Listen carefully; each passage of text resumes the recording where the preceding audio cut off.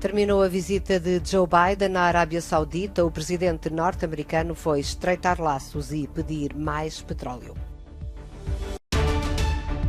Rússia intensifica a ofensiva contra o norte, sul e leste da Ucrânia. Portugal, Espanha, França e Roménia ardem há vários dias. Em Portugal, as temperaturas começam a descer. Terminou a controversa visita de Joe Biden à Arábia Saudita. O presidente norte-americano deixou o país após uma estadia de menos de 24 horas para garantir o aumento da produção petrolífera e estreitar laços. No discurso na Cimeira dos países do Golfo, Biden prometeu que o seu país não voltará às costas à região, deixando espaço para outros. Só está a tornar-se claro para mim como os interesses americanos estão estreitamente interligados com os sucessos do Médio Oriente, disse, garantindo: não nos afastaremos e deixaremos um vazio a ser preenchido pela China, Rússia ou Irão. Procuraremos construir a partir deste momento com uma liderança americana ativa e de princípios, concluiu. Por seu lado, o príncipe herdeiro da Arábia Saudita, Mohammed bin Salman, prometeu aumentar a produção de petróleo para 13 milhões de barris máximos por dia, salientando que não poderá aumentar mais para satisfazer a procura de petróleo nesta crise energética global. A visita fica marcada pelo encontro entre Biden e Mohammed bin Salman, acusado pelos serviços de informação americanos de ser o cérebro do assassinato do jornalista saudita Jamal Khashoggi. Biden, que tinha prometido tratar a Arábia Saudita como um pária, diz que o príncipe herdeiro lhe disse que não era o responsável e que fez tudo para punir os responsáveis. Um ataque russo na sexta-feira deixou uma cratera de 2,5 metros na praça central em Kramatorsk, uma grande cidade e centro administrativo do Donbass, no leste da Ucrânia. Autoridades ucranianas por todo o país relataram novos ataques de mísseis e bombardeamentos no sábado, que mataram pelo menos mais 16 civis. Mortes que vieram depois de forças militares russas terem anunciado que estavam a intensificar a ofensiva contra o país vizinho. De acordo com o porta-voz do Ministério Russo da Defesa, os militares russos teriam atacado uma base provisória de forças ucranianas em Mykolaiv, no sul do país, causando mais de 200 mortos. A ofensiva russa atingiu áreas no norte, no leste e também no sul da Ucrânia. De acordo com este voluntário de uma ONG, no Donbass, cada viagem é um risco, porque ninguém sabe ao certo quando é que os foguetes russos vão cair. Entretanto, em Kramatorsk prosseguem os esforços para retirar os cidadãos ucranianos mais idosos das áreas mais perigosas.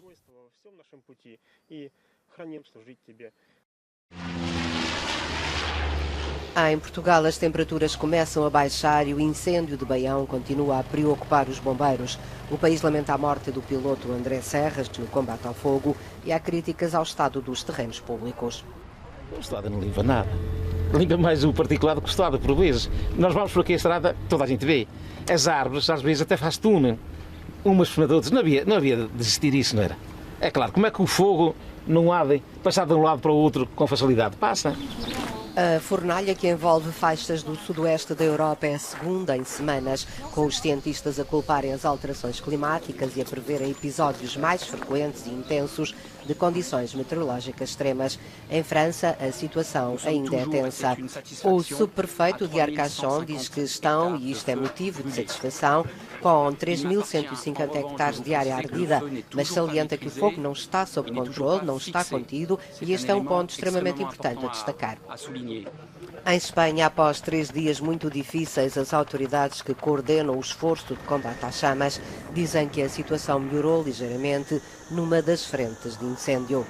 Na Roménia Ocidental, os bombeiros extinguiram mais de 20 fogos rurais nos últimos 3 dias, afetando quase 100 hectares de culturas no condado de Mehedinti. Em algumas áreas, os habitantes tiveram de proteger as casas pelos seus próprios meios. A capital da Geórgia, Tbilisi, serviu de palco este sábado ao primeiro encontro bilateral entre os chefes da diplomacia da Arménia e do Azerbaijão após o conflito de 2020 sobre o controle da região de Nagorno-Karabakh. O encontro decorreu no âmbito de um acordo alcançado em maio sob mediação da União Europeia, cujo objetivo seria chegar a um tratado de paz duradoura. Na sexta-feira, o presidente do Azerbaijão, Ilham Aliyev, afirmou esperar resultados concretos deste encontro. Antes da reunião, ministros da defesa de ambos os países acusaram-se mutuamente de terem iniciado tiroteios ao longo da fronteira. Em 2020, 6 semanas de combates resultaram em mais de 6.500 mortos. O conflito terminou com a intervenção da Rússia e com a Arménia a ceder vastas áreas que controlava desde há décadas. Forças israelitas afirmam terem destruído um complexo militar subterrâneo do Hamas, situado na faixa de Gaza, em resposta a um ataque noturno de rockets. Os ataques com rockets provenientes da faixa de Gaza tiveram lugar durante a noite, poucas horas depois da conclusão da visita do presidente Joe Biden a Israel e territórios palestinianos. Os rockets disparados de Gaza não causaram vítimas ou danos em território israelita. De acordo com as forças israelitas, um dos rockets teria sido interceptado pelo sistema de defesa aérea. O ataque contra Israel não foi reivindicado por nenhum grupo palestiniano. A visita do presidente norte-americano incluiu um encontro com o presidente da autoridade palestiniana, Mahmoud Abbas. Joe Biden reafirmou o apoio à solução de 2 Estados e lamentou não estarem reunidas as condições para o regresso às negociações. Estas montanhas estão a mudar.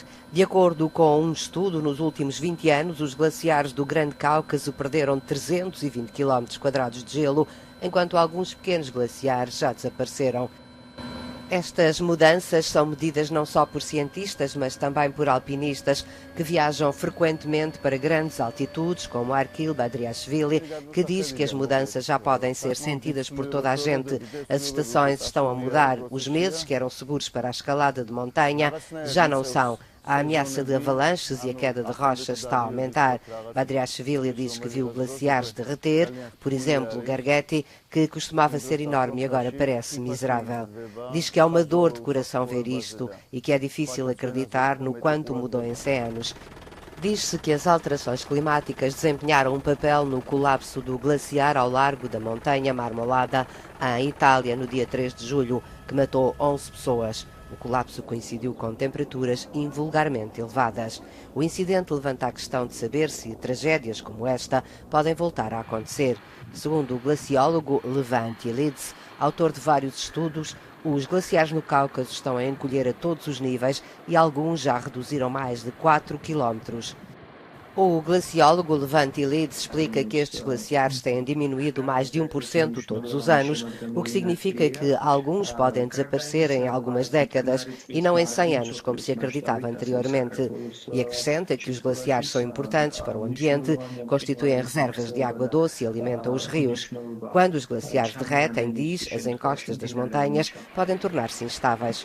A tragédia que se desenrolou em Itália abalou o mundo e despertou consciências para além da comunidade científica. Os cientistas acreditam que o problema precisa de ser abordado agora ou a humanidade sentirá as duras consequências das alterações climáticas. O Festival Europeu de Manga e Cultura Japonesa, Japan Expo, está de volta a Paris após 2 edições canceladas em 2020 e 2021 por causa da pandemia da Covid-19. Os fãs estavam ansiosos. Esta jovem diz que está muito feliz por estar aqui numa das primeiras Japan Expo desde a Covid e que está muito feliz apesar de haver muita gente. O sumo marca a presença, pela primeira vez representado pelo Paris Sumo, o único clube em França dedicado a este desporto tradicional no Japão. Kibo Richie diz que querem ir para além dos clichês sobre o sumo, que é um desporto com valores reais, uma verdadeira nobreza, como todos os desportos, que desenvolve um sentido de coragem, pugnacidade e técnica. Música, desporto, mangas, jogos de vídeo, cosplay, cozinha nipónica e muito mais pode ser apreciado até este domingo no Parque de Exposições Paris Nord Villepinte.